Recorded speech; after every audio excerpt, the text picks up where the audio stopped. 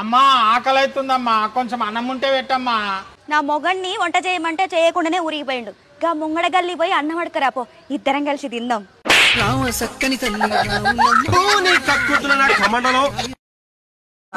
మీ ఆయన? మా ఆయన కంప్రెషన్ పని చేస్తాడు. ఎట్లా మరి సంపాదించారా? నెలకు 20-30 వేలు వస్తాయా? ఏడు వస్తాయి, వచ్చినాయి ఖర్చు అయిపోతున్నాయి. ఇంట్లోకి ఒకటి ఉంటే ఒకటి ఉండలేదు. ఈ నల్లలకు 5 ఏళ్ళకి ఒకసారి సీఎంలు మారుతారు. ఉద్యోగాలు చేస్తున్న వాళ్ళకి అప్పుడప్పుడు ప్రమోషన్లు వస్తుంటాయి. సంవత్సరానికి ఒకసారి జీతం పెరుగుతుంది. హౌస్ వైఫ్ పోస్ట్ కు మాత్రము నో చేంజ్.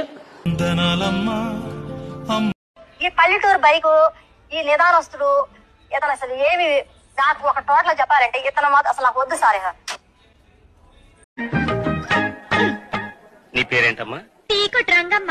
ఇంటి పేరు? మల్లడుగు. ఇంటి పేరమ్మా? మల్లడుగు. అరే ఇంటి పేరు అంటుంటే? అరే మల్లడుగుంటే అరే ఇసుక ఇంటి పేరు మల్లెడుగు సాబ్. అలాగా.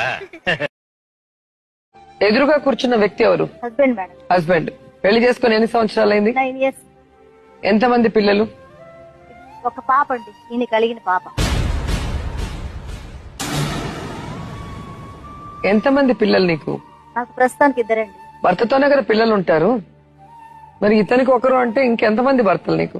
నాకు ఇంకో భర్త కూడా ఉన్నాడు. ఇంకో భర్త కూడా నా జీవితంలోకి వచ్చి. ఎవరిచ్చారు? అది నేనే ఇచ్చాను మేడం.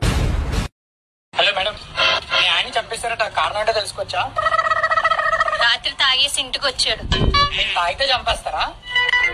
తాగి రావడమే కాకుండా అన్నం పెట్టి స్వప్న అన్నాడు. అన్నమేగా పెట్టమన్నాడు, అందులో తప్పే ఉంది. నా పేరు స్వాతి. అలాంటి గుళ్ళని చంపేసిన తప్పలేదు.